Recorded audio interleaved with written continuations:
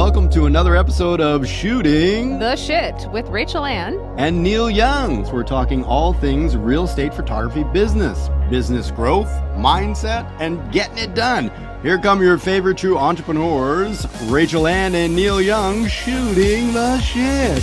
I have a ferret on the Like if we're kind of in a slump, like what kind of things do you do? Talking about a boob light. Straddling a power line. Nice photo. Ooh, I need that. I'm like red right now because I'm embarrassed. I go like this. I love it. Come in.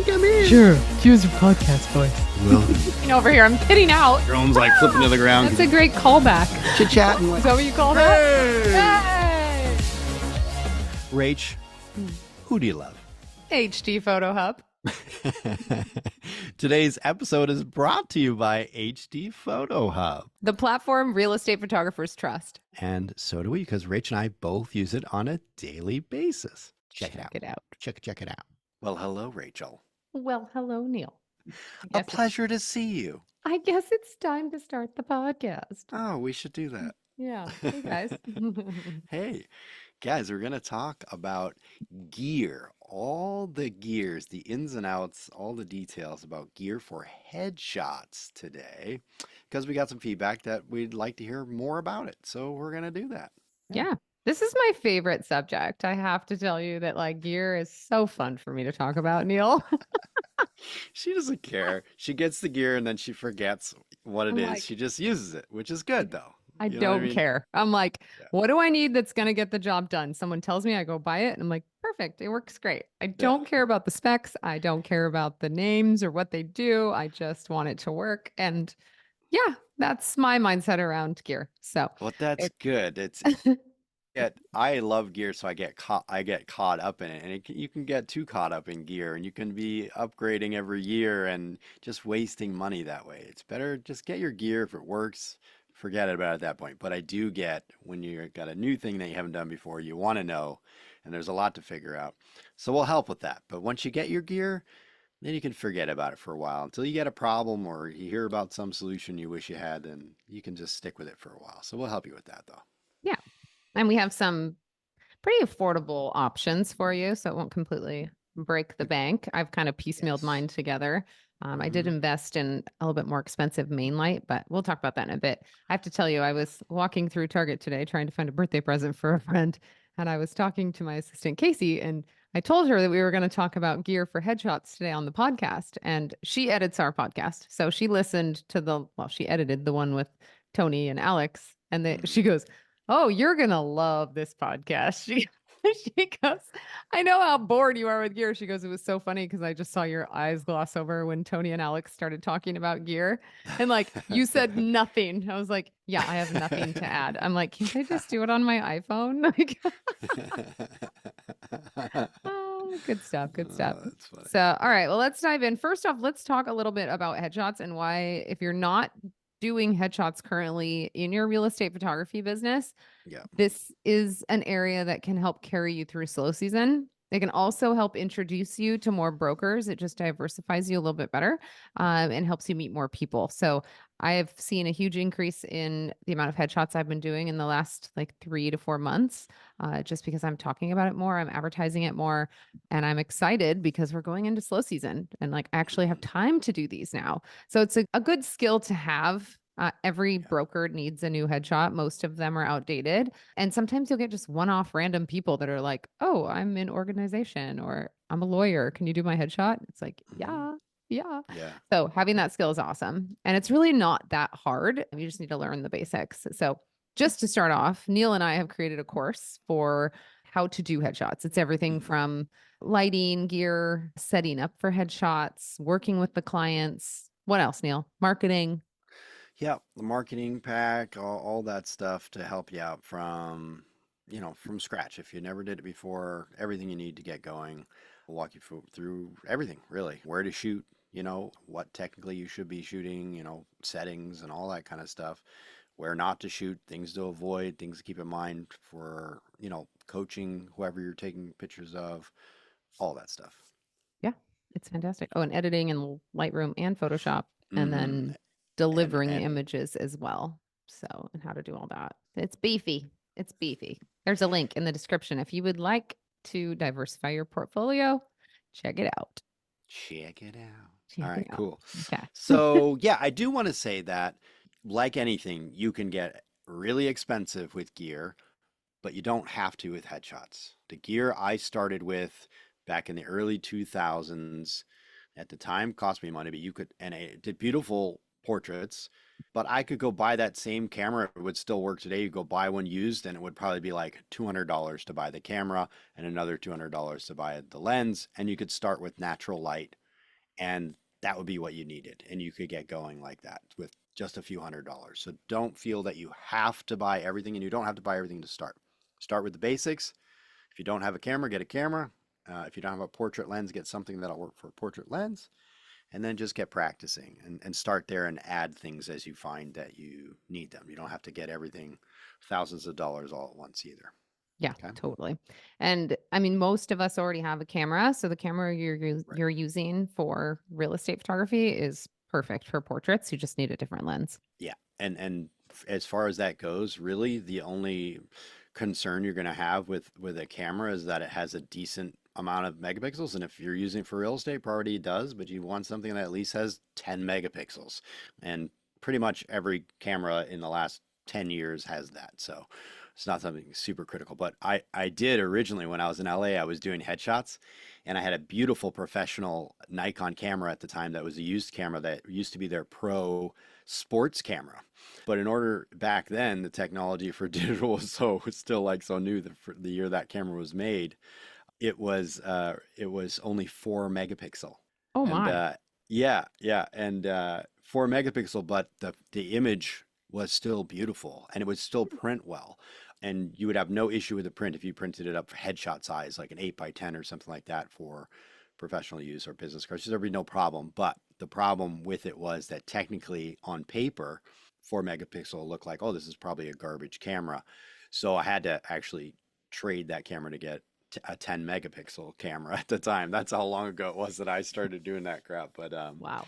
But yeah, that was a Nikon D. Oh, what was that? Oh, geez, a D2H, I think it was called. But yeah, back in the day, that was like a sick camera, but 4 megapixels. Isn't that crazy? Wow. That is crazy. Okay. This is Yeah. funny. I shot for Real Producers last week. So they wanted me to change it from a vertical photo to a horizontal photo. So I cropped it down horizontal, and then I did the AI expand where you can like artificially impose like the sides Yeah. of the image, right? That aren't there. Yeah. Not just enlarging, not just adding pixels, but actually filling in the gaps, right? Yeah. Yeah. So I did that, and then I sent it to him to be in the magazine. It was just going to be I think 18 inches by 7 inches or something, like really long and skinny. And he was like, the image isn't big enough. And I'm like, it's a 24 megapixel camera. I'm pretty sure I just cropped it down to 12 megapixels. That still should be big enough to print on a magazine, right? Yeah. Yeah. Yeah. He's like, well, I put it in my system and it said it's not big enough. I'm like, well, I don't know what to tell you. Sorry, dude. So then I'm thinking, I do don't I know. need to get the 48 megapixel R5 for portraits? I think that sometimes they go just by technical specs, but the quality is there are some differences there, You could have Yeah. if you're just going, that's what I was kind of saying about that camera is that you just by going by technical specs on paper, you would think this is not going to be a good file, but it would print up beautifully just because it was a really nice sensor they had in there. Yeah, it had its limitations. And yeah, you'll have your limitation, but for a magazine, if you were cropped down to 12 megapixels, I can't imagine why it wouldn't have been big enough. I mean, I don't know. I agree. There's gray area there too. I mean, you could print something up a mile wide if you want to. If you're far enough away from it, it's going to look beautiful. But if you're right True. up on top of it, then no. So Maybe it they're depends. just ultra picky because it is a magazine, so they want it to be like a certain like high Yeah, resolution. I don't know. I'm sure. But then you could honestly go and enlarge it probably just in Photoshop, and it would still be the same image that you just, double the pixels in it, and it would still be the same thing, but they'd be like, great, it's perfect. And there probably wouldn't be much difference, but yeah. I don't know how to do Anyway, that. Anyways, okay. So camera doesn't really matter. I mean, obviously, get a decent camera with enough megapixels so you don't run into the problem that I just ran into. Lenses. Now, the lens, on the other hand, makes all the difference in headshots. And I'm just going to start. My favorite lens to use for headshots is the 70 to 200 yep. f2.8. Hmm. That on the R series Canon is like a $3,000 lens, $2,800. It's insanely expensive.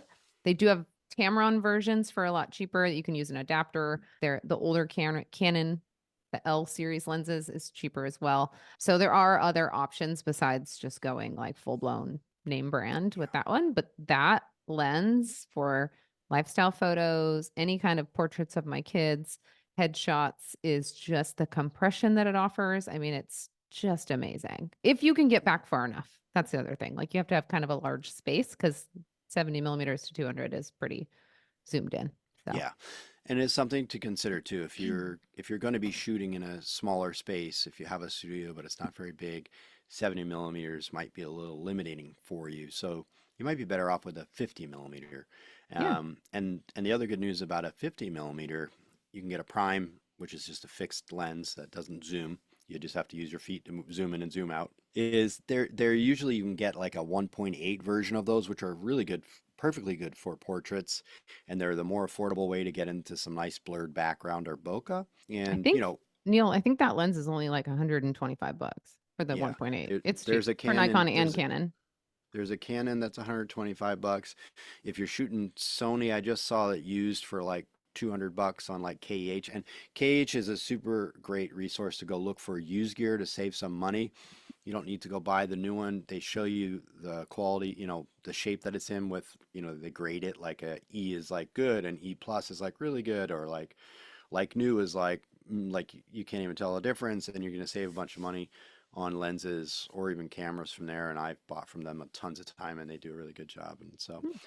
I recommend that. So like, yeah, you can get a used lens to start out, a couple $100. You can get a 50 millimeter, a few $100 more than that. You could also do an 85 millimeter 1.8, which is what I normally shoot all my portraits with, is an 85 1.8 for Sony. That one new is like a 500-ish dollar lens, so it's getting a little more expensive. So I recommend, start with a 50. You've got what you need, a 50 1.8. You can blur that background and get a nice portrait. Starts going well, then reinvest and get yourself an 85. Save up to get a zoom like Rachel likes. I used to originally shoot with a 7200 when I shot Nikon. There was a lot of older film lenses that were a lot more affordable than the newest, most expensive with like vibration reduction and all this fancy stuff.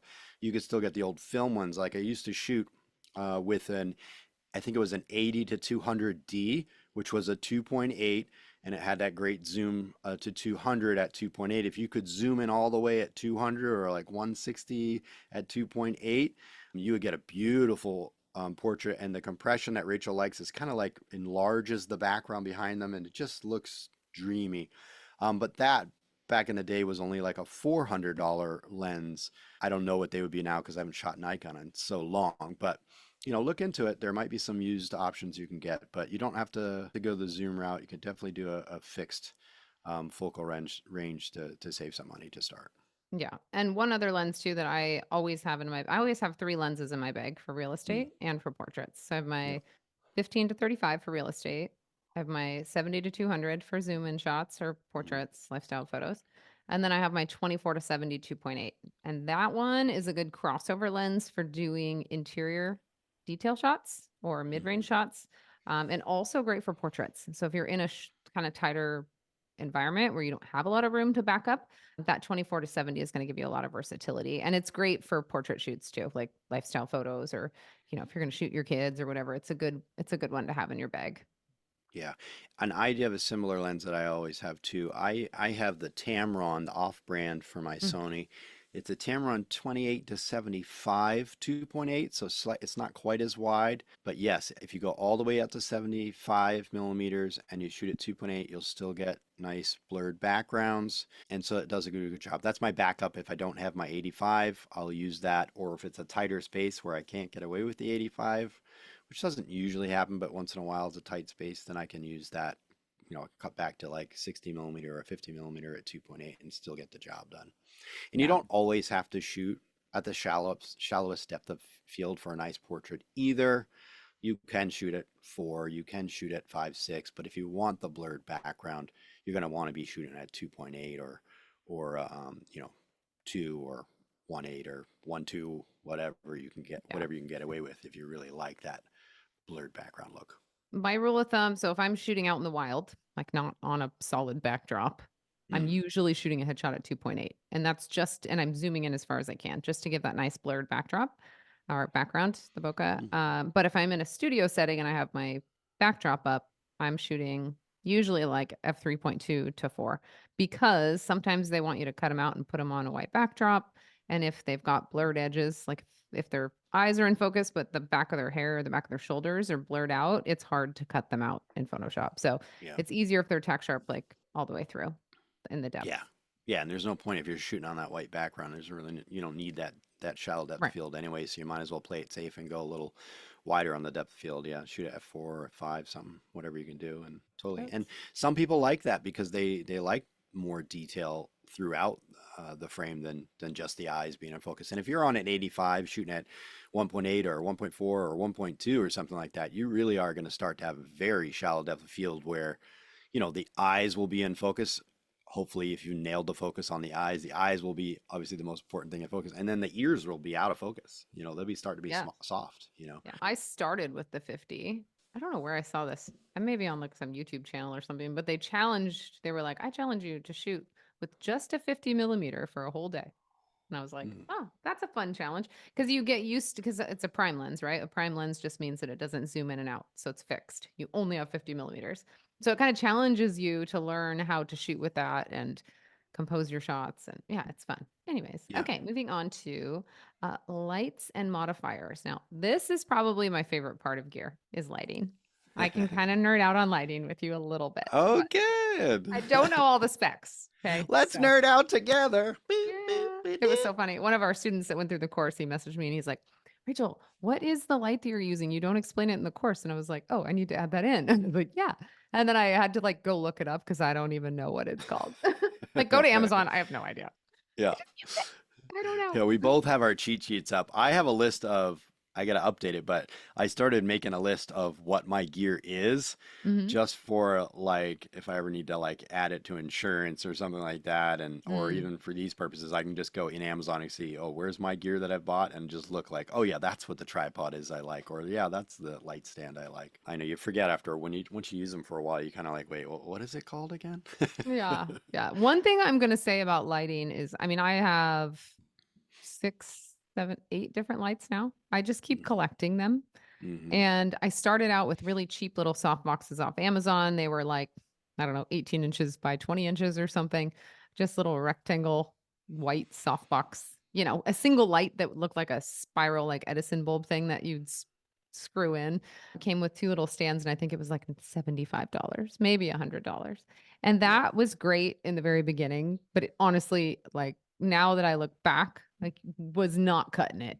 Like that was holding me back from being able to do better headshots. So Mm. investing a little bit up front you need a decent size modifier. Now a modifier is you have your light source and then you have like a big soft box that goes over your light that disperses that light evenly onto your subject, right? So you don't want to have a teeny tiny little soft box because it's not going to spread evenly over your subject. The bigger the source of the light, the softer the light is going to fall on your subject. The smaller, like if you think about a flashlight, right? If you were to hold a flashlight up to somebody, it's going to be like a spotlight. That's what happens when you have that small modifier. So you want to have a decent size modifier to where that light just kind of, when it fades from light to shadow or highlight to shadow, it just kind of softly fades into that shadow. You don't want it to be like that harsh light. So that's why we put these modifiers on. It's kind of like a cloudy day, right? Like the clouds provide like a natural modifier to the house. And it's preferable to shoot on an overcast day because you get that beautiful soft light that comes on you. Yeah, and so the same thing, soft light when it falls on a person isn't highlighting all the sort of texture imperfections on a face and stuff like that. It's less harsh shadows and stuff, so it's more flattering if we have soft, even light for people for, a business type portrait.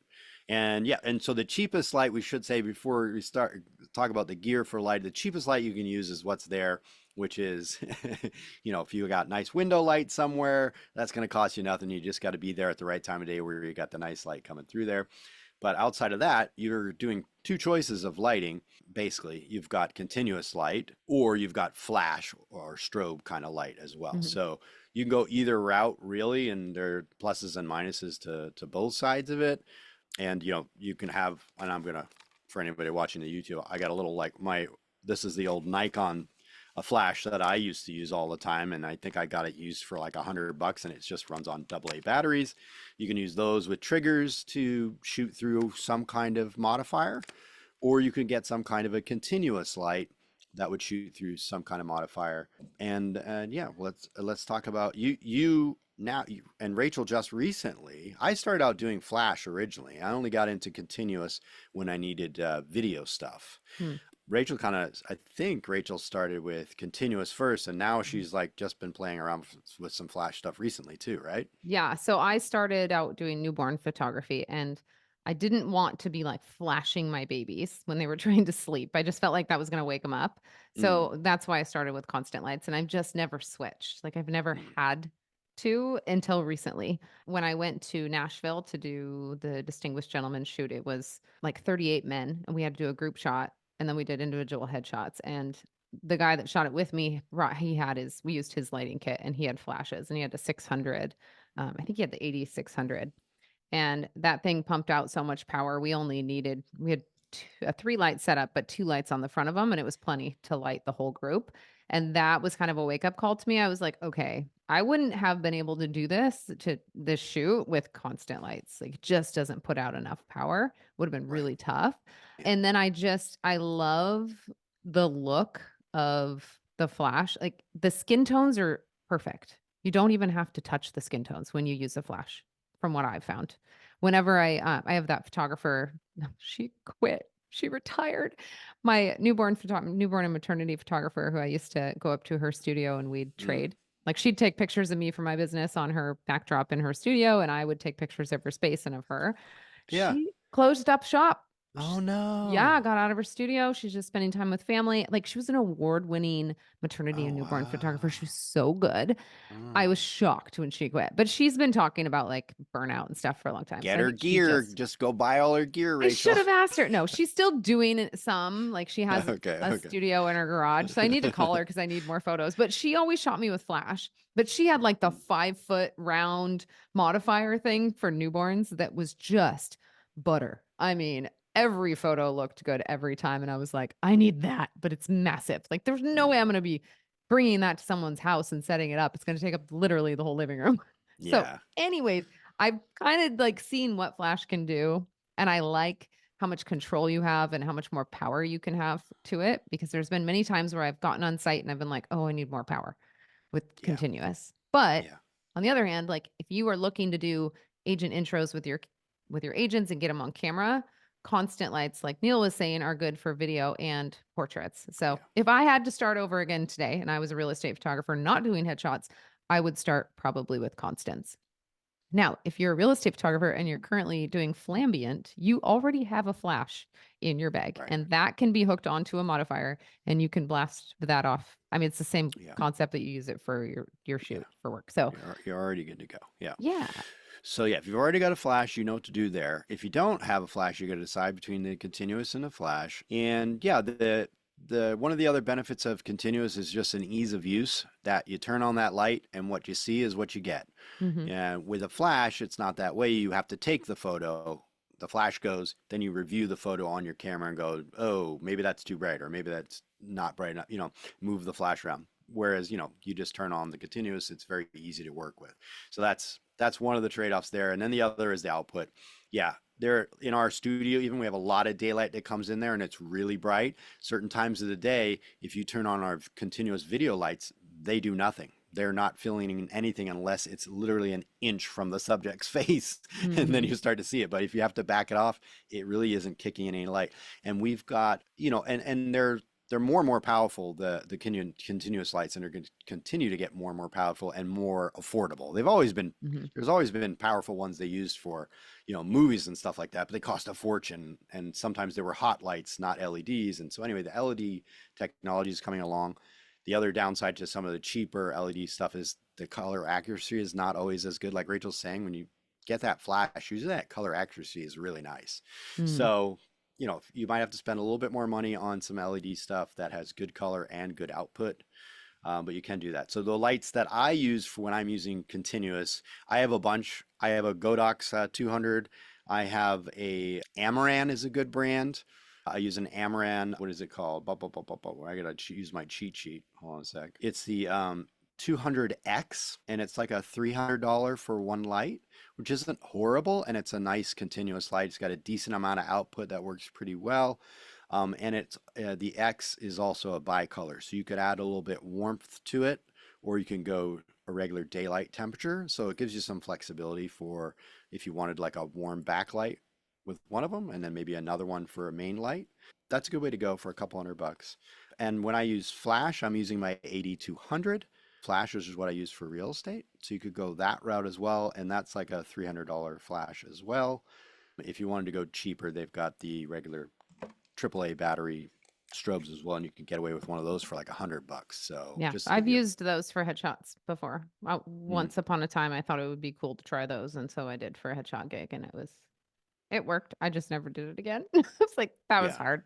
I don't want to yeah, do that again. Yeah. And I shot through an umbrella, and it worked just yep, fine. So, yeah. And modifiers, as modifiers go, the cheapest way you can go is start with an umbrella. They're dead mhm. easy to use. They're super affordable, like $25 for an umbrella. You just got to make sure that you've got a sort of a flash holder bracket that will hold an umbrella. So it holds your flash on a stand, and it holds the umbrella on a stand, and then you shoot. There's two kinds. You either do a shoot through umbrella where you aim the umbrella. It looks just like a rain umbrella. You aim it at the subject and it shoots through and hits the subject. Or there's some that have a bounce where they have a reflective liner on the inside, in which case you face the inside of the umbrella to the subject and the light shoots into that and bounces back to the subject. Either one is fine. There are some different benefits to both, but I've used both and they both work pretty fine. And yeah, that's the cheapest way to get going is some kind of flash or continuous light with an umbrella. Doesn't Yeah, look as fancy as like a big softbox, but it works great for portraits. It makes beautiful light. Yeah. totally. I use the my main key light. Your key light is your main light, like your number one light source. I use the Nanlite FS 300B, and that has plenty of power output. I usually use it at like 30%. I'm usually never even up close to 100%, unless I'm outside in the sunshine. Sometimes Hmm. when I light the sun's behind them and you want to light them a little bit to brighten them up, and then I'm at 100% and it's not bright enough. So, and then I have a NEEWER 2-pack bicolor 660 video light. That's what you see behind me right here on the video. If you can't see it, it's just a little round grid softbox that is my hair light. So that's the light that you put behind your subject. It gives that little glow to the back of their head, the back of their shoulder. Neal has it on him right now too. And it just gives a little bit of separation from your subject in the background, and it adds a little bit of visual interest. So you would have that light on the opposite side of your main key light. So like my key light's on my left and my backlight's on my right. Yeah, and so if you can't tell, yeah, I've got the original continuous light. The first one I ever bought. You can see it's highlighted in my hand here. Is a go. I'll pull it over. It's a Godox SL60W, Looks big. which are really affordable. I've got a barn door on it to control Mm, that light on my background. And it's like taped on here, so because it kept falling nice. off. But I stopped using these for two reasons, three, I guess. They weren't super bright. I kind of felt like everybody knew they were the cheapest LED you could get, and I kind of didn't like that image for what I was doing, which is something you can take into consideration. And then the third thing was the color accuracy wasn't that great. There was some color shifting that would happen, and it was really hard for Mm, me in video and stuff. I use them for video primarily. Was to get the colors right was hard. So when you jump up in price a little bit, the colors start to get better, and I was like, oh yeah, that's easier. So now I just use it. They just honestly, I have one that's in my workspace that I use like a work light still, and they lasted forever though. I've had them for years and they still work. And this one I use as my background for our YouTube stuff. So you that's can you awesome. can use these as a starting point. Just know that eventually you probably want to upgrade. Yeah. And this one behind me that I use for a hair light, that has barn doors as well. So it's actually for video production. And I've really only used it for backlighting. And I got it when I thought I was going to be doing my YouTube channel all the time, which I still do Hmm. it occasionally, but not as much as I should. So, and it's Yep. just lightweight, easy to move around. It's got batteries you can put on it too. I think they're little Sony batteries or something. That's what they look like, at least. See, I don't care about gear. It just know it has batteries and they work, but they don't last that long. So it's good if you have a shoot. Like I did a shoot for Real Producers, and it was a a guy that does flips, and we went to one of his flips and they didn't have any power. And I was like, oh, no worries. I have batteries. So I just popped my batteries in. We went inside the flip. It was like literally down to the studs, but we got some great shots of him in there with the studs around him and stuff. And it was cool. It looked neat with these lights. So they definitely Yep. kind of saved the day for sure. I also have a couple LED panels that I bought thinking those would be really nice to have for like easy travel kind of stuff, which I've used them a handful of times, but it was kind of just a waste of money. But yeah, my other light, I have 2 of the 300 Bs actually. The other one is in my bag. I never use it. I don't really need 2 because of my modifier that I use. Yeah. I find that it's enough for headshots. That with the backlight, I really don't need a third light necessarily. All right, stop the podcast. I have to interject here. Now, if you are ready to hop on board with HD Photo Hub, if you're ready to make a change in your business, you need to use our promo code, which is STS, because you're not only going to get 50 free credits, you're going to get 150 free credits, which is equivalent What? to 15 property websites and I think like 50 site activations. And okay, I know a lot of you already use another platform, but if you want to switch over because you just love what they have, like their marketing kit, the app, property website, all of it, they can help you get your old clients into the new system.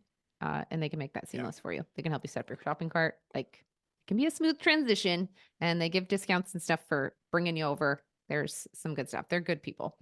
And Neal, what and else? What if else? you want to do the app as well, if you want to do the app like Rach and I have, it's only a one-time fee to set that up and they walk you through everything, which is amazing.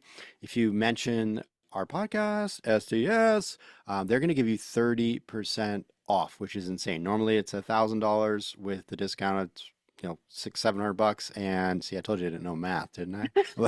700 now. Wait, $2. It's No, $2. it's an amazing deal. So check Yes. it out if you're interested. But Yeah. we'll get back to the podcast. Let's go. Do we want to talk before we go on to modifiers? Do you want to talk what flash we have? What our Yeah. flash setup looks like? Yeah, I'm doing so if I'm doing flash for headshots, I'm doing my 80-200 as the main flash in the front, and then I'm using a reflector to be a fill, almost like if I had another light in front, but it just fills in. I get that close to them, so it fills in the shadow side of them. And then depending on the scenario, sometimes I'll add an additional background light. Mostly, I don't usually use it as a hair light. Like this, if you're watching the video where my Godox, I move that light. Now it's more like a hair light for me. It's coming over my shoulder. I don't usually do that as much. I usually just use the extra light in the background just to match the ambience in the background to match the foreground light that's on them, so it doesn't look super dark in the background. Sometimes it does depending on the scenario. So I'll bounce one light into the ceiling, and that I use my other strobe. I forget what the Godox battery powered flash that I have, which is the TT685S, which does high speed sync as well.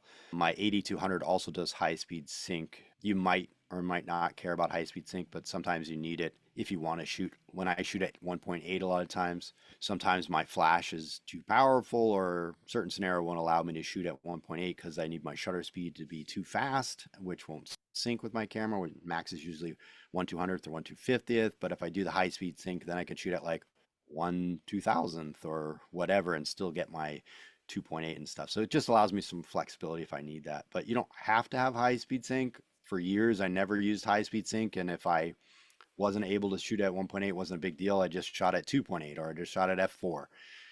Probably nobody else is going to notice but us, you know. So anyway, but those are the lights. So I usually just do a 2 light, and you call it a third light if you want. I have a reflector, and that's just a big like 60-inch expandable reflector that I hang on a light stand, and it fills in the light. And it's a super simple setup, and you can do it with continuous lights or you can do it with flash. I've done it both ways, and both ways works fine. But yeah, that's what I'm using for mine. Oh, and my trigger is a Godox X Pro C, which does this, it's a TTL flash trigger, whatever. So that's a trigger that goes on my camera and can control the output right from my camera for both of those flashes if I want to. Flash has always been so intimidating to me. Even I use it every single day in real estate. Like you would think that I would be totally comfortable. I adjust the power output. Like I don't know why it's so intimidating to me. And honestly, I went to Kenmore Camera and picked up the Godox 8300 Pro and the Godox 8600 Pro too. Mhm. And then I got a 1 foot by 4 foot modifier. We'll talk about that. And yeah, a big carrying case for it. Like I spent a fortune. And then because I had a night shoot that I was doing for real producers, and I was like, I have to have flash for that.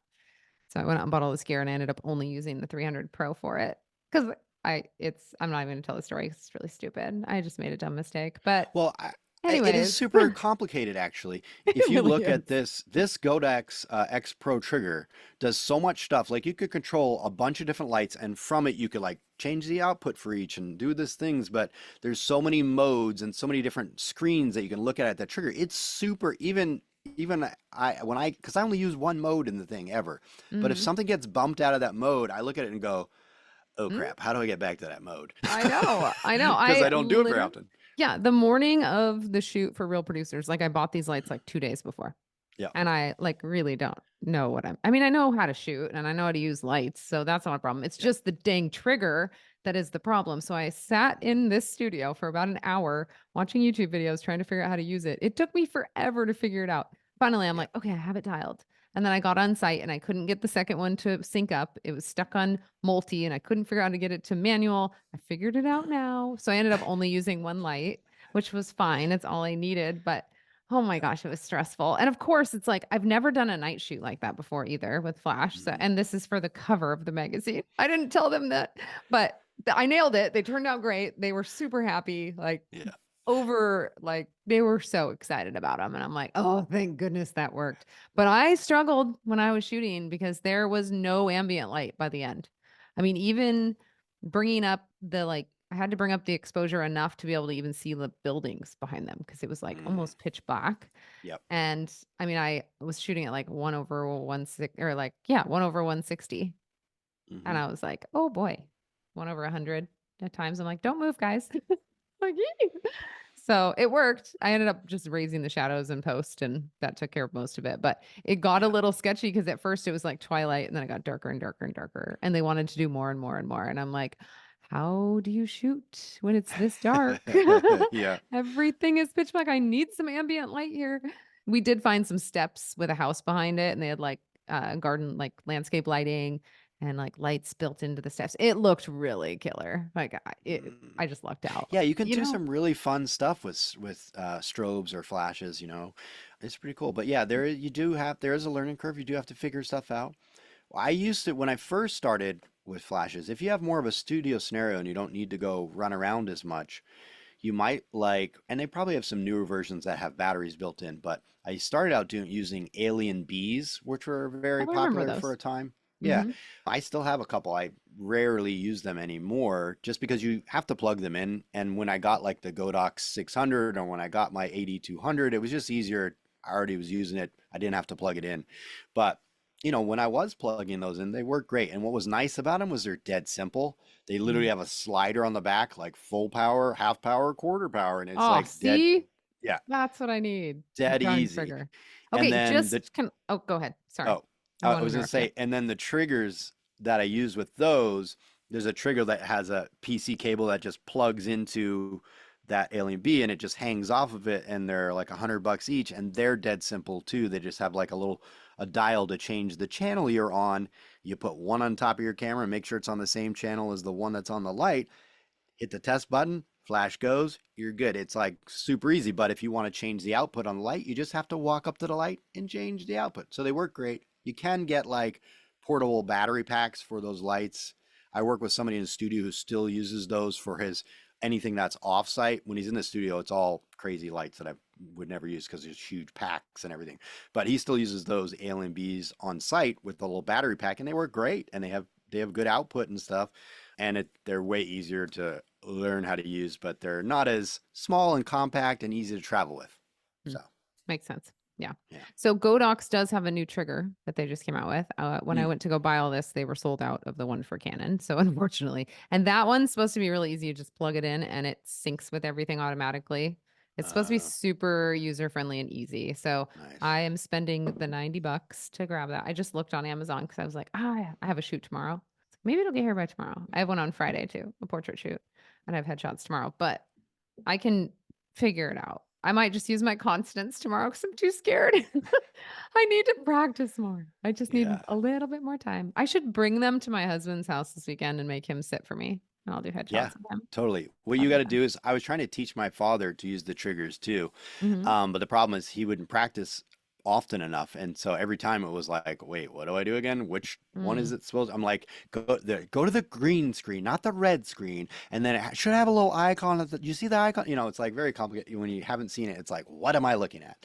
But what I say is, yeah, what you got to do is turn that accent, put that thing intentionally in the wrong mode, turn it all off, then turn it all on like you're setting it up the first time and go through it and do that a couple times to get it ingrained in your head so that you know, okay, it has to be on this. This symbol has to be on the screen that it's doing high speed sync, or if it's not there, you're not going to be able to do high speed sync. You know, little things like that will throw you off in the field that you don't want to have to figure out on site. So yeah, you should definitely do some trial runs if you're getting this gear the first time. Put Yeah. it away. The next day, do it again just to make sure that you won't get stumped by some weird setting it goes into, which literally happened to me. That high speed sync thing that I'm talking about, Mhm. that totally happened to me one time when I got on site and I'm like, why is it not? I can't find where's the setting for this high speed sync. And it was a Yep. simple thing, but when you're on site and like a client's waiting for you to take the photo and you're like, why isn't the icon on for high speed sync? Where's the button for that? Like, you're not going to find it because you're too like stressed out that they're staring at you. You know what I Yeah, mean? exactly. Like you just can't. Yeah, Yeah. it Yeah. sucks. Like, do not do what I did and wait until the morning before your shoot to learn how to use a flash because that was stressful. I'm like 10 more gray hairs. Awesome. Right. God. Totally. Cool. So Okay. what about modifiers? I was just looking up the one that I use because I couldn't remember what it was, the actual specs on it. So modifiers, I just got the newer 26-inch lantern softbox, one step quick release. So this is a big, it looks like a lantern, a big round ball that you Mm-hmm. put on, and it just spreads. That's what I'm using right now. Spreads like beautiful light. Honestly, it's the only light that I need for headshots. And I usually just put it straight on to the subject.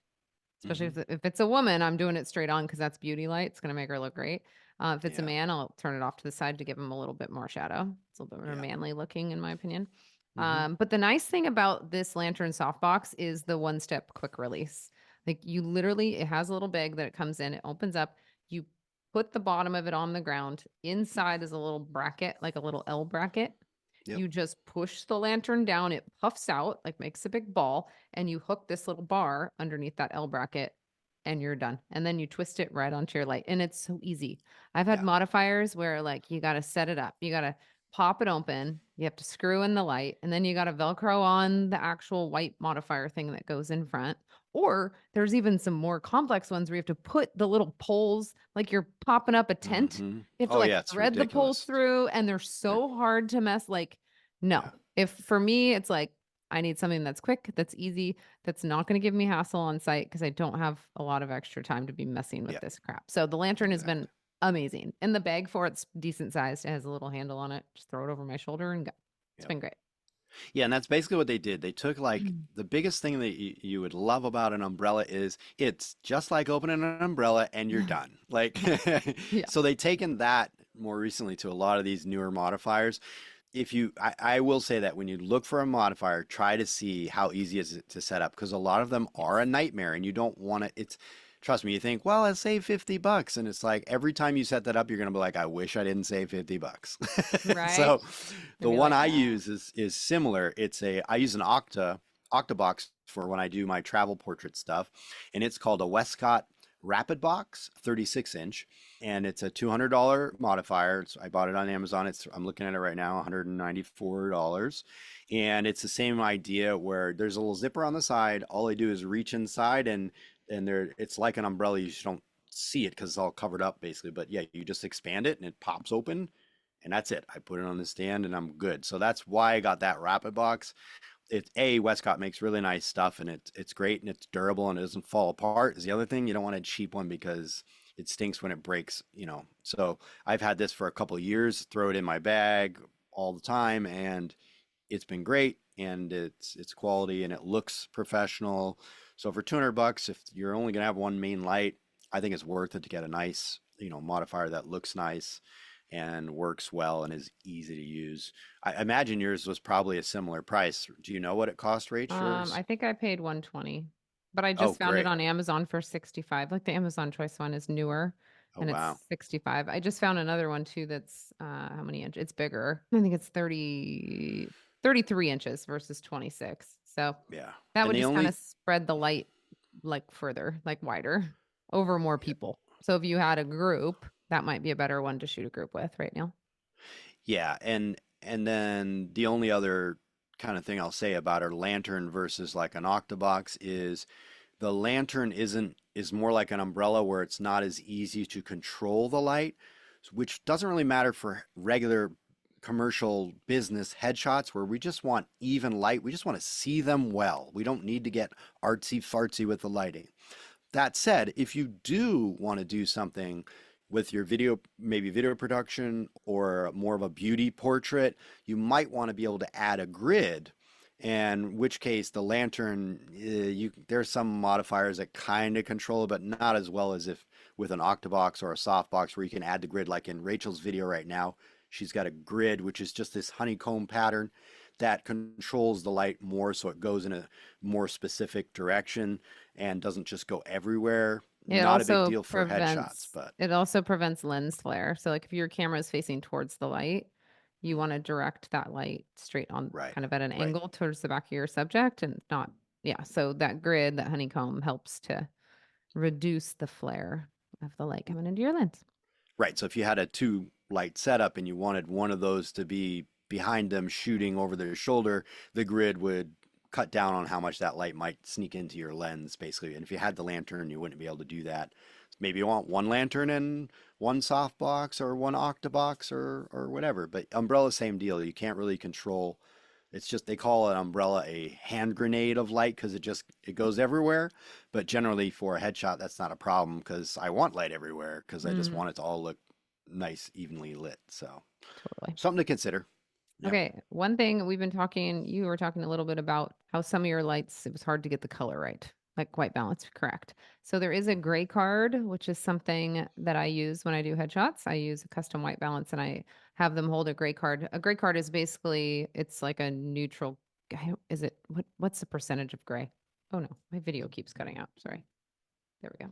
I think I have a bad connection here with my. Well, Neil, I've got this cheapy. It's the connection thing because I've got this cheap little. Let's just leave it in. And if you've seen this whole part, I want you to comment rainbow. Which Right. is definitely, what do they call this screen on TV? I forget what they called this screen, but I don't know. well, It's really annoying me that now it's not going to work.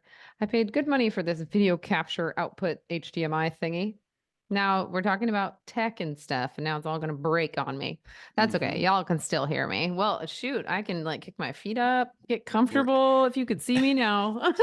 we're just gonna have to impose a picture of you the rest of the time. That's fine. Right? There we go. There we go. Yeah. I Yeah. can just turn it to, here we go. We do have a FaceTime HD camera. Oh, there you go. Oh, wow. Oh, that's quality. Yeah. My sweatpants on. Good Okay, thing we're there you not go. talking, good thing we're not talking video gear. Right? Yeah, I'd be busted. Okay, I'm just holding my mic. I don't know. I putting my kind of feet up. like this. It's very casual. Yeah. I should Hi. hold on. I'll sit casual. Hey, welcome back to the podcast. Yes. Welcome to my messy studio. Or I gotta get my. I'll do the. I'll do the behind the scenes lighting as well. Here we go. Oh, there you go. We're Ah, matching. hi, how are you? Mine does not look as cool as yours in the background. Whatever. Whatever. I think yours looks better. You just need to get this grid thing going on. Yeah, right. Yeah. Okay. So Uh, gray cards, what we were talking about. Sorry, we yes, were gray rudely cards. interrupted by my video feed. So the gray card basically is like some kind of percentage of gray. It's Yeah, like it's like 79%. I forget. yeah, Yeah, it's some yeah, weird number. I knew all this back in the day, but who needs to know this information? yeah. So You don't basically, it need. gives you like a neutral starting point where you like take a picture of that gray card up close and then of what you like set your lighting where you want it so your subject looks good. To put that gray card in front of their face, take a picture of it, then you set it on your camera to custom white balance, and then you can select that as your white balance. And what that does is it just makes it basically sets the white balance that's perfect and you Yeah. don't have to worry about it. Skin tones are correct. And this is a serious, like this will level up your game. Like I can always tell an amateur photographer when the skin tones aren't right. And it drives me up a wall when I can't get them right. I'm like, I can't fix it. Because sometimes you can't fix it if you don't, if you It's have hard. Yeah, color you cast, like too much yellow mhm. in the room or too much green or too much purple, like it can really be a problem. So it can mess up your portraits big time. Yeah, totally. Yeah, and when when you're doing real estate, it can be easy because generally they're like, oh, that outlet box is white, and you could always click on that, to make sure you got the right colors doing real estate. But if you're shooting outdoors somewhere, that's probably not going to happen unless they happen to have a perfectly white shirt on. You could do white. Some cards are white cards, some are gray Mhm. cards. You could do the same thing with whites. But also, you don't have to set the color in your camera. If you're shooting in RAW, you can do that post. So you can just shoot, in flash mode. If you're shooting with flashes or continuous light and they're daylight balanced, you can shoot in flash mode and that's going to be pretty close. But then when you get home, you can click on that one gray card image with the white balance tool and then apply that to all the images so they all have the same colors as well. So long as you didn't change your white balance willy-nilly all over the place, don't do that because that'll be a nightmare in post. But Neil, yeah. do you use Lightroom Classic or the new Lightroom? I use Classic, the one that's on my computer. Yeah, The me naming too. is so confusing to me. They have the cloud version and they have Yeah. the on your computer version. I use the on the computer version. Okay. Yeah. So I use Classic and I have an intern that I'm teaching photography to, and Mhm. she doesn't use Classic. She was like, oh, I use the other one. And I'm like, okay, I'll just pop in here and figure it out. Oh, it's so confusing. My gosh, it was so confusing. I mean, I figured it out, and I like it better, but Mm. catalog naming, and I need to watch a tutorial because I felt like I couldn't even figure it out. Oh And yeah, then I to look. sync the images, there was no sync button. Like usually you just select one and then Oh, select the rest and hit sync. I yeah, couldn't find yeah. the sync button. So I gave her homework. I'm like, I want you to figure out where the sync button is. And I want to figure out how to make a catalog. She's like, okay. I'm like, Mhm. report back.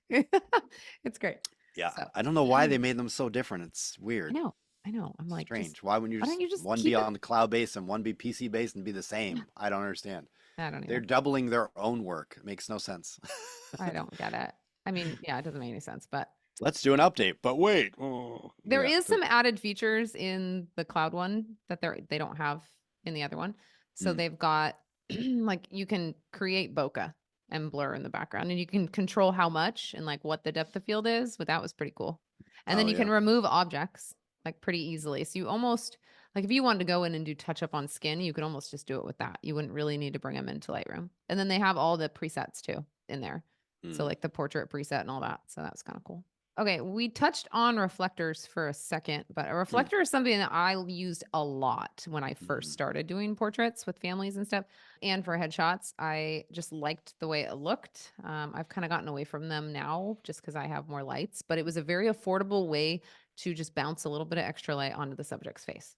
You can Yeah, it use makes like, a huge difference. If you're outside and if you're doing the whole like light sun behind them and they're in the shadow side and you're shooting that way, if you can have a little light kicked back into them, makes a huge difference. The only Mhm. tricky part is if you're shooting solo, it's kind of hard to like hold it and do it. And Mhm. if you've got somebody with you that can hold that reflector and they can back up a little bit if it's too bright, then that's great. But it's hard just solo with those, especially if it's a windy day and you're trying to hold this big thing that's a kite. You need Yeah. somebody to help you or a stand with, you know, sandbags, but then you're gonna lug that around between shots. So yeah, that's why I liked them. And that's why I got away from them. I was just like, you know what? I'm gonna I'm gonna pull up the shadows in Lightroom and I'm gonna add a warm filter in Lightroom. And it was like that was easier for me then. But Mhm. when you got it right with the reflector, it was better. You know what I Yes. mean? So Yes. And one of the real producer shots that I did was taken at like early twilight. It's like the sky was just starting to glow. And I used a flash for that one and they turned out beautifully. And the whole mm, background is exposed properly. So another reason to use flash. But yeah, yeah, reflectors, you can use a reflector like in a studio setup too. So you'd have one key light coming at your subject at 45 degrees, and then you could have a reflector yeah, next to them, like either a white one or a silver one, and it would just add a little bit of fill light to the other yep. side of their face.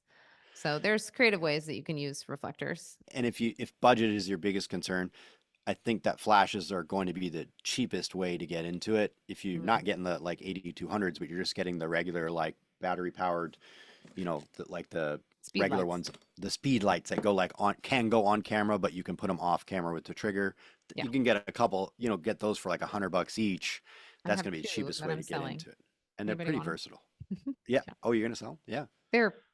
They're not functioning right. Last time I used them, they both were malfunctioning. Just probably use your air, but Don't buy we're them. overheating. They were overheating. Yeah, don't buy them. Don't buy my lashes. They were just Get garbage. some of the Godox is making good stuff for all the different camera brands basically. So if you just get some of those Godox lights for whatever your camera brand is, they're going to work pretty well. And there's going to be videos on how to use them because everybody uses them because they're affordable and they work. But Um, yeah, reflectors. What else did you uh, want to say about that? oh, so I also I just got, I've kind of been buying a lot of stuff now that I mention it. Like I need to stop spending money. No, I bought 2 V flats, which are Mm, big cardboard stands. Basically, they're yep. like, how big are they? They're like 6 feet by 8 feet, I think. Hmm. And one side's black and one side's white. I used those for a set of headshots I did. I kind of Hmm. boxed them in. It was a kind of a brick colored wall on one side of them. And then they had a neutral wall on the other side. So the brick colored wall, I just put up the white V flat because I wanted to block that because that would add color cast to their face. So by Mm, using that V flat, I really just eliminated that and gave that clean white mm, color to reflect off yep. their skin, which is what you want. So that helped quite a bit. I also have a dish reflector. It looks like a curved windshield kind of, Hmm. and it goes Yep. kind of underneath for like a little bit of chin fill. It kind of fills in their shadows under their Yeah. chin, which I use that Hmm. twice. It's just so big to Yeah. transport Pretty and to break cumbersome. it. Oh gosh, and breaking it down, it's like almost impossible. And I have Yeah. fingernails on, and it's so hard to do things with fingernails. It's annoying. Like I Yeah, gotta get rid of these dumb I think things. that makes more sense if you have a studio environment and you can just Yeah, roll it leave over it. or something, you know? Yeah, Yeah. we do have a studio now for master plan, so I Yeah, might just I leave it saw. there. Actually, Oh, and um, on the note of reflectors too, the other thing I used a lot when I was doing a lot of outdoor stuff and I would have somebody help me or I had a stand and some sandbags was also a diffuser. And a lot of reflectors are like a 3-in-1 where they'll have like a reflective side, they might have a black side, and then sometimes that cover comes off and inside is a diffusion, which is just like almost like a sheet kind of thing that the light can come through, but it cuts down on the amount of light coming through and it softens it, it diffuses it. So you can get that right next to your subject so long as it's big enough. You know, you get a little small one, you won't be able to cover their whole face, you know, that just part of them will be in good light and part of them won't. But, you know, that's why I always get like a decent size one that was like a few feet, you know, 3 or 4 feet big. So you could at least get a headshot. If you need a full body, you need a really big one. yeah, that's what Um, I have. I have like the 8 foot by 4 foot one that's like a freaking jigsaw puzzle. It's so hard to put back together. Actually, it's not that hard, yeah. but Well, it's yeah. big. It's awkward, but it's amazing because Mhm. I've had times when I'm outside and there's just bright sunshine and I'm like, "Hey, can you hold this up?" And it just blocks the sunlight and then it Yeah. just adds this nice like beautiful. It's like Beautiful. having a lantern right there, and Yeah. it just allows that light through and it's gorgeous. Yeah, it's Yeah, beautiful light coming through that. But yes, they're giant kites, so you have to have somebody helping you because yeah, any 100%. amount of wind that thing is going. Totally. Yeah, even if you have a stand and sandbags, it's still a gamble because a good gust of wind, it's like, and you don't want that whacking into somebody. I also have this pretty big one, a 57-inch by 57-inch that has a large pole. It's almost like a big fly swatter, if you will. And that one's cool because you can attach it to a light stand or between 2 light stands. And I like that because if you put it right between, it's square. And if you put a light stand on each side and it's off the ground, it does a really good job of blocking a lot of like a harsh light that might be hitting somebody. Put a couple sandbags and it's pretty stable. Or you can have somebody hold that fly swatter to get, especially if it's like midday and there's like a harsh shadow coming straight down, they can hold it above their head and get rid of that harsh shadow coming down. I have that and I have that and it collapses and it's pretty easy to set up and collapse and stuff. And it's decent sturdy, but not like awesome. I actually had to like sew some of the elastic straps that kind of clip onto the frame that it goes on. I sewed them and they've been good since I like literally broke out my sewing machine and fixed them, but they came You can loose. sew, I can sew. Neil. Hidden talent. What? Listen, I in theater I took a sewing class, Neil. costume design, and I made my own shirt. I made a nice Hawaiian shirt in college, If actually. you weren't married, I would swear. I don't know what you're talking about, Rachel. Just Yes, kidding. and most people still swear it. So Not no, true. so anyway, Not true. oh, I have a funny story with that too. I literally there was like a Hawaiian day or something that happened on campus in college, and I Mhm. hadn't totally finished my Hawaiian shirt. One of the sleeves wasn't done yet. So I still wore it to a party because I was like, ah, it still looks kind of cool. And I I wore it to this party, and a few of my friends got into all out brawl. I wasn't getting in a brawl. I just like stood back like, ooh, that's an impressive fight again. So anyway, Again. so anyway, but after it was so funny because like girl came up to me like, oh my gosh, are you okay? That was crazy because she thought they ripped my shirt like in Oh, the what? fight. But I was like, I wasn't fighting. You should have been like, yeah, I was Yeah, I crazy. know. Just own I it, know. Neil. Own it. Instead, I That's was like, hilarious. actually, I've just not done finishing sewing this in my theater class. I went from like the coolest guy to the Wah, hmm. wah. She's She's like, like, I need a bestie. friend Oh, I zone. love that story. That's funny. That's awesome. But That's anyway, yes, hilarious. I can sew. So anyway, I did fix it. But that thing's really great actually. In a pinch, that thing can it collapses and it's pretty cool. And when I used to do stuff like I used to do a lot of model shoots for a modeling agency and stuff like that. Mhm. So like out on a dock and stuff like this, I can have somebody holding that thing and get it wherever I need it to block wherever the harsh light is I don't want. And so that thing's cool. And it's $200 on Amazon. We'll put that in the notes, all the Yeah, stuff we're talking about, so you guys can check it out later. love it. We'll talk backdrops real quick. There's like 5 million different paper backdrops. There's fabric drop backdrops you can get. I just use the rolls. They used to only come in 5 feet and 12 feet, and now they have a 7-foot roll, which I'm pumped on because 5 is not wide enough barely wide enough for 2 people. Let alone if you get a group of 4, you're screwed. But the 7-foot is gonna be great. The 12-foot's too long to fit in your car. It like comes out the window unless you have a really big car. So the 7 is perfect. So I just bought a white one and I bought a stand off Amazon. It's super cheap, clunky. I've had it forever, like literally since I started doing newborn photography. I've had the same stand for my Mm, backdrop, and it's so cheesy. I think I paid like $50 for it, and it works yeah. great. I'm not upgrading anytime soon. I don't care. I don't like dealing with the paper backgrounds, and I had a cloth white. I still have a cloth white background, but I don't use it usually. I did for a couple shoots where I was doing on white and I was going to cut them out until I Mhm. got this a big pop-up background. It's a big pop-up background that is like 8 feet tall that you can put lights aimed into either side and they can be continuous or strobes, and it bounces around inside it's actually like a giant modifier, honestly, but you can use it as a background or you could use it as a beautiful modifier as well. I've done both. Hmm. So I started doing that just for my cutout backgrounds, and it also has an attachment you can use to the bottom that has a little train of white so they can stand on white. But I just found if I was doing a white background, I really just needed to make sure the background was clean. And usually wherever they were standing on a carpet didn't really matter because I was going to edit it out anyway. Now I don't use that train. I leave it at home, but I use that cube behind them, and 1 or 2 people can stand in front of that and I can cut them out and have like a perfectly white background, not worry about it. If we were shooting film and I couldn't like edit them, then yeah, I would light paper perfectly.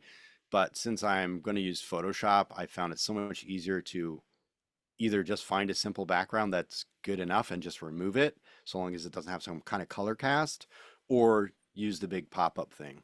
Hmm. The pop-up thing looks professional, which is nice, Yeah. but it's not a necessity anymore. It's so easy to cut people out. Do you still use your paper background for that stuff? Yeah. It Isn't that a looks, pain in the neck though? oh yeah, but it's fine. Yeah. It doesn't, it's fine. I think they But feel more professional too when they do have you that. do you ever keep it in the actual shot? Or is it just edited out anyway? Like, is Okay. it in the final image, Yeah. like Yeah. the background? You Oh can yeah. see it. Yeah. I Oh. give them, I'm like, I have gray, I have tan, I have white. I don't like doing white because then I have to light the white. I don't Mm. like doing that. I've done that like Yeah, twice. I just I've cut never them done a out. lot I'm like, of. at that point, I'll just cut you out and put you on white. I'm not gonna. The problem with like cutting them out though, that I find, Neil, is like it never looks perfect to me. Mm, I'd mhm. feel like it's a little off. So Yeah, yeah, there's that, but it does yeah. And work. if you have a simple background, that makes cutting it out much easier because you don't Mhm. have these weird things happening. But I'll only do a white background where I'm going to cut them out. Or if it's that glowing light behind them in my cube, that is like a perfect white background. Looks really pretty, and it also gives the light coming over the shoulders and in the hair. So that I'll keep in shot. That'll look pretty if they want that. How much is But that I'll thing? cut it out if they want to swap background for something else. But outside of that, I'm usually preferring to shoot with some kind of ambient background. I've always preferred that aesthetic myself, to have the depth of like an office or whatever, whatever Like in the more background. lifestyle portraits. Yeah. I've always preferred that. So Makes sense. I don't usually do the background stuff. Yeah. How much is that pop-up thing you have? That thing was expensive. I forget. It's actually, I'm like, oh wait, it's not on my list, and I can't think of what it is called. I think even the company changed because I forget. The company name changed, I think. I remember those like I saw them when I first started, and I was like, those are so cool, but they were expensive. I was like, out of my budget. Yeah, and it's a big old thing. It's like a big circle that's like still 4 feet wide. So like when I brought it into Boston to shoot on white one time for this big business corporate shoot I was doing, and it has a big strap. So I was doing my roller bag, and that thing wrapped around my neck, hanging in front of me, and I looked like a giant M&M walking down the street. If you got the visual on that. Yeah. But it's pretty versatile and looks nice, and it looks professional when you set it up. It's like, oh, cool. So, but yeah, I think it's like at least $600. It's pretty expensive. Yeah. Or it was. It's been a while since I looked at it. But I'll put it in the description below. Neal, you said you have fabric backdrops. Do you find that it is wrinkled and you struggle with getting the wrinkles out? Oh, good point. They're a pain in the ass. Yes. Let's mention that. That's why I was like, I've seen those at the camera store, and I'm like, aren't these just like awful to deal with? Like wrinkle wise? Yeah, they are a huge pain in the ass. Is that why they look like they have that pattern on them usually? Those patterns are horrible, and we should recommend never using those because it's so dated. Let's talk about that. It's literally my elementary school photo is those. Yeah, and there are photographers still using it, and I want to highly advise to stop. Yes. Okay, so I found it. Sorry. So it's highlight illuminated white background. And I'm looking at a Adorama right now. There's different sizes. The 7 foot by 8 foot, which I believe is the size I have, I don't think I paid this much. I think it was like 8 when I bought it, but now it's just over $1,000. So it's pretty pricey. But I did just see that there's another brand, more affordable light modifier company, Glow. I've seen some cool octoboxes and softboxes that they do that look pretty good actually. And they're making a 6 by 7 high glow, which might be good enough. And it's only $379 on Adorama. And it looks very similar to what I have. I haven't used it in person, so I couldn't tell you, but we can add those in the description. You can check them out. But I know that the one I have works well. Can't guarantee the Glow one, but do your own research on that if it's something you are curious about. And we talk about backgrounds too. So I did mention cloth backgrounds, and Rachel, as I paused to try and find what the heck my product was called, she's like, didn't you find working with cloth to be a pain in the neck with the wrinkles? And the answer to that is absolutely. When I use the cloth background, one of the benefits to paper is you roll it out and it's always smooth and you don't have the wrinkles, so long as you don't mess it up. But it's also disposable, so the paper, once people walk on it, it looks like garbage. You got to tear off that piece of paper, and that's why you have rolls, and eventually you go through it and you get another roll. With the fabric, you have the one piece of fabric, but the problem is when you pack it up and then you set it up again, it's got wrinkles all over it. So I would have to be there extra early and have lots of clamps for my stands to stretch it out to make sure that the wrinkles would go away. In addition to that, I had to use a spray bottle, and I would spray over all the wrinkles and stuff and let it sit for 15 minutes to dry again, and then the wrinkles would pull right out of it. So dumb. But yeah, it took forever. I'm like, I'm not doing this anymore. That's why I got the pop-up. I was like, this is way easier, and I don't have to deal with that. And I didn't want to deal with paper. I dealt with paper. Same with paper. The light stands to set it up, and then you're taping it in. And I was like, I don't like. And you got this huge roll that you can't make smaller. So to get in, sticking out the window of your car, like I was like, I'm not doing that either. That's why I ended up with the pop-up. Makes sense. Yeah. Okay. This is a great view that we have of you now, Rachel. Your video. This is the best. So bad. The best video we've had. Like. We don't we don't need this close of Rachel's nostrils. We I really know. don't. So close. So close. Oh my Well, gosh. if you did want to, we're curious what if there was any bats in the belfries. Just check out the YouTube video. You'll see. Yeah. You can see what I really look like when I'm not on beautiful camera light. The old up the nose camera. Yep, Yep, gotta love it.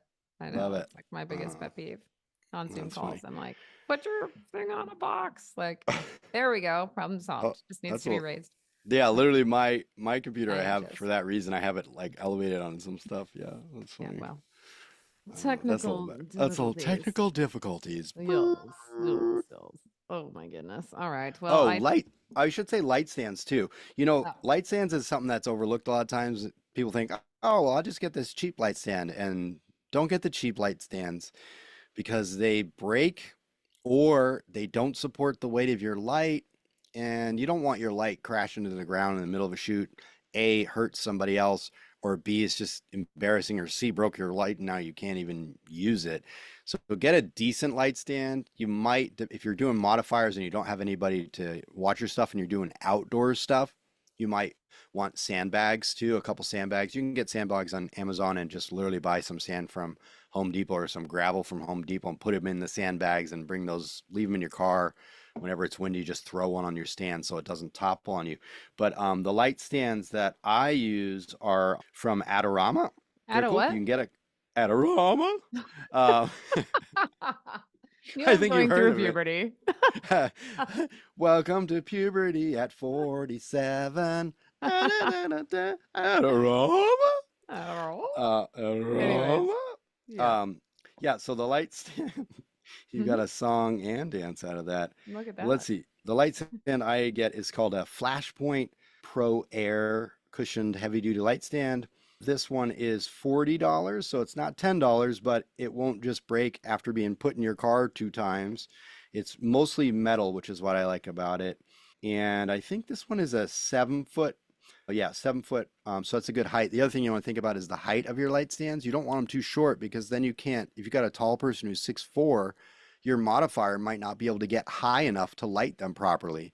So you don't want a short stand that only goes 6 feet, for example. So you might want to try and get at least a 7 foot stand for that reason. And so, yeah, $40 for a good stand. I think that's a good way to go. And if you need 2 or 3 of them, it's you're not breaking the bank too bad. And you probably will be good with these stands for several years.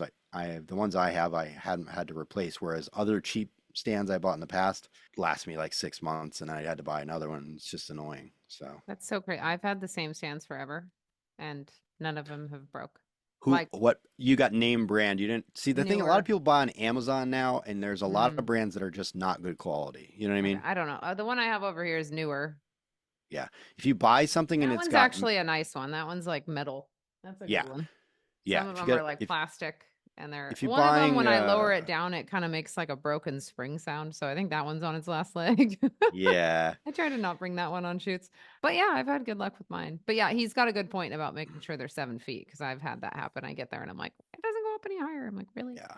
So that's Like kind of if lame. you're buying Manfrotto, the quality is usually always really good. If you're getting some kind of Manfrotto stand, I think Profoto is another brand that usually makes pretty good stuff. Flashpoint, I'd never heard of this before. I just tried it when I saw that it was mostly metal construction, and I was like, okay, because I've had a lot of them where the knobs and stuff were plastic and they, whacked into something and broke or, stuff like that. Anyway, these are a good way to go.